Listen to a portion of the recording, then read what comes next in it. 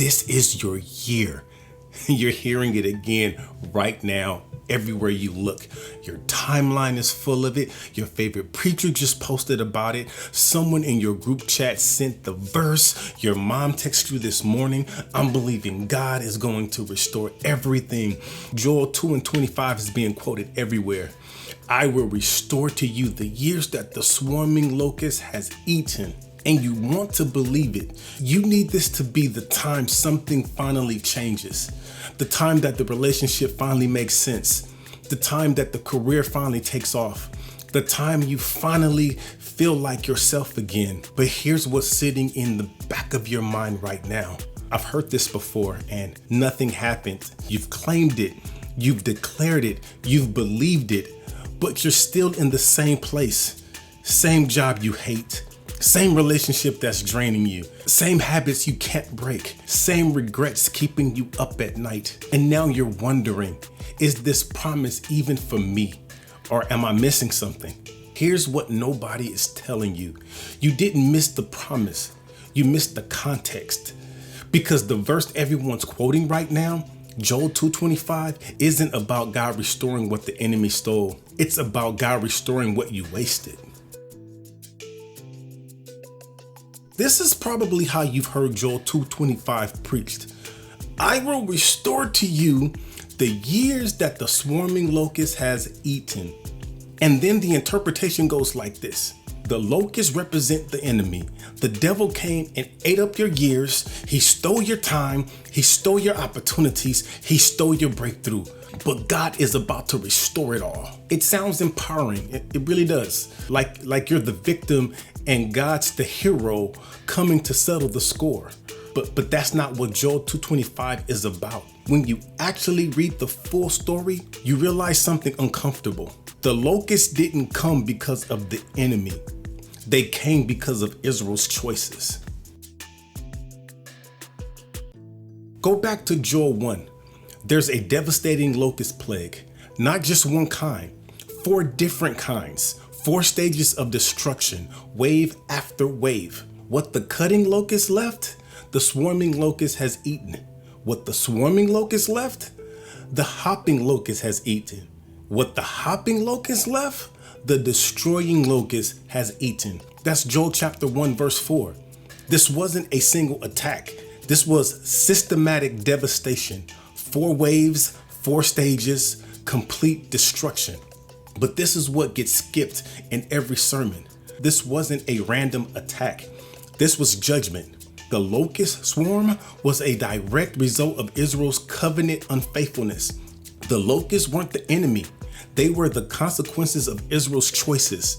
This kind of destruction was specifically outlined in Deuteronomy 28 as what would happen if Israel broke covenant with God. Israel caused the locusts, and yet God said something stunning in Joel chapter 2 verses 12 through 13. Even now, declares the Lord, return to me with all your heart. Return to the Lord your God. The Hebrew word for return here is shov. It doesn't just mean come back. It means to turn around from the direction you were going, to reverse course, to stop walking away and start walking toward. God isn't asking Israel to clean themselves up. He's saying turn around and come back even now. He's saying make this relationship a priority again, because here's what Israel has done. And here's what we do. They didn't wake up one day and decide to abandon God. They just slowly made other things more important. Their comfort, their security, their image, their plans. They didn't leave God. They just stopped prioritizing him. And God's response isn't rejection. It's an invitation.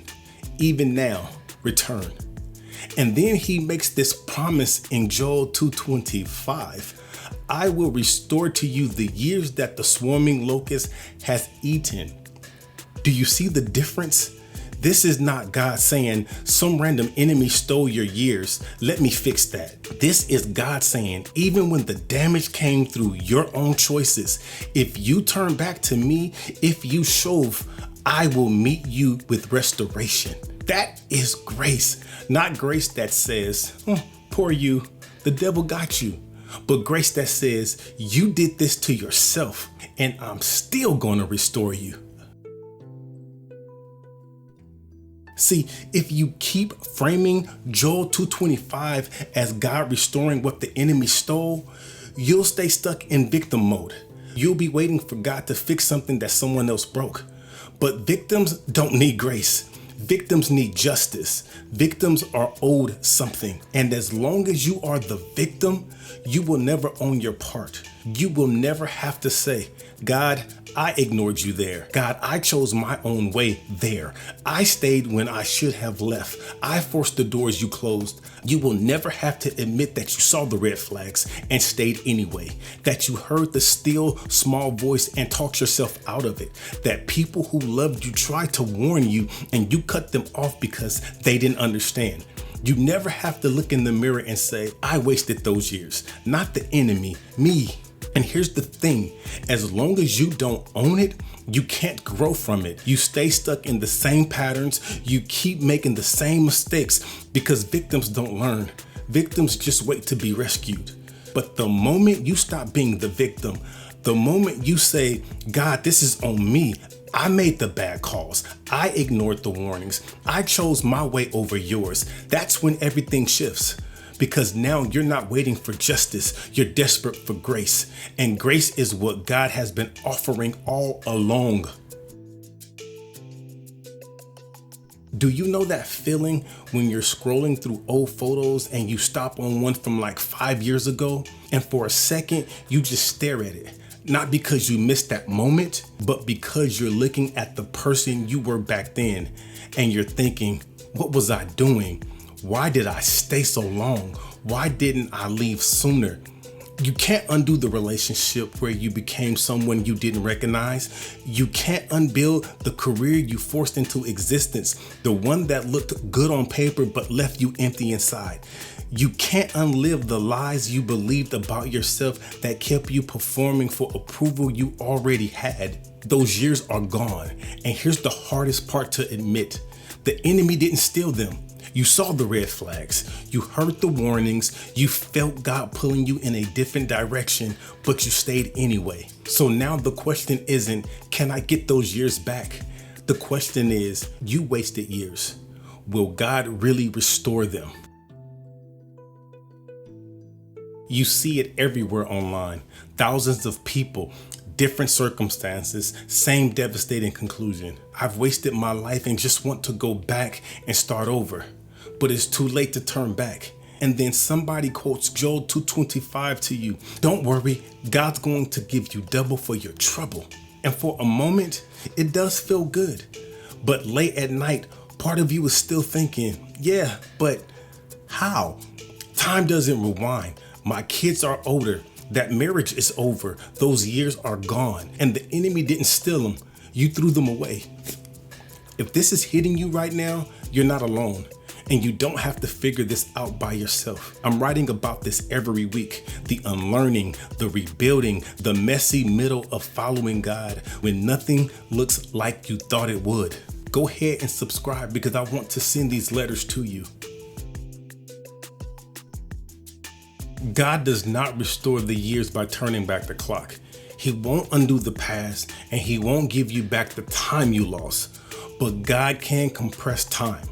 He can accelerate your future. He can do in months what should have taken years. He can open doors that should have stayed closed. He can fast forward your future so dramatically that the wasted years don't matter anymore. Look at what happened to Israel. He promised in Joel chapter 2 verses 25 through 26, I will restore to you the years that the swarming locust has eaten. You shall eat in plenty and be satisfied, and praise the name of the Lord your God who has dealt wondrously with you. God didn't rewind time, but he accelerated their future so drastically that those lost years didn't matter anymore. That's how God restores, not by going backwards, by accelerating forward. God may not give you those years back, but what he can do is far more powerful. He can take those years you wish you could erase and turn them into wisdom, compassion, humility, and purpose that you wouldn't have had without that story. He can make you the kind of person who sits with someone else in their mess and says, I know this place. I can tell you all about it. God meets people here. Listen to me and listen to me clear. What you are about to build will be better than anything you could have built in those wasted years, because those years taught you things you couldn't have learned any other way. They taught you what not to chase, what not to build, what not to become. And now when God opens the door, you'll recognize it. When he gives you an assignment, you won't question it, because you've seen what happens when you do it your way. And you're about to see what happens when you do it his way. The career you thought was over, God's about to accelerate it in ways that don't make sense. The calling you thought you missed, God's about to resurrect it with more clarity and power than you've ever had before. The time you thought you lost, God's about to compress your future so drastically that the wasted years won't matter anymore. And the only answer will be grace. Nothing you've lived is unusable to him. Not your divorce, not the addiction, not the religious performance, not the running, not the pretending. Joel 2:12 says, even now, return to me. Even now, not if you had returned earlier, not if you hadn't messed up so bad, not if you were younger, even now. You are not too late. You are not disqualified. You are not living on plan B. But here's what you have to do. Stop framing yourself as the victim. Stop saying the enemy stole my years. Own it. Say, God, I wasted those years. I made the bad calls. I ignored the warnings. This is on me. Because until you own your part, you can't receive grace. You can only demand justice. And justice says you get what you deserve. Grace says you get what you don't deserve. Yes, not because you positioned yourself correctly, but because you finally stopped pretending you were the victim and admitted you were the one who needed grace. Your years are not coming back, but in the hands of God, they do not have to be wasted. You're going to look back one day and say, how did I get here? And the only answer will be grace. When the doors start opening, when the opportunities start coming, when things start accelerating in ways that don't make sense, you'll know it wasn't because you finally got it together. It's because God met you with grace when you finally admitted you couldn't. When you see grace for what it is, it stops being something you take for granted and starts being something that transforms you. Grace, real, scandalous, undeserved grace, is what God has been offering all along.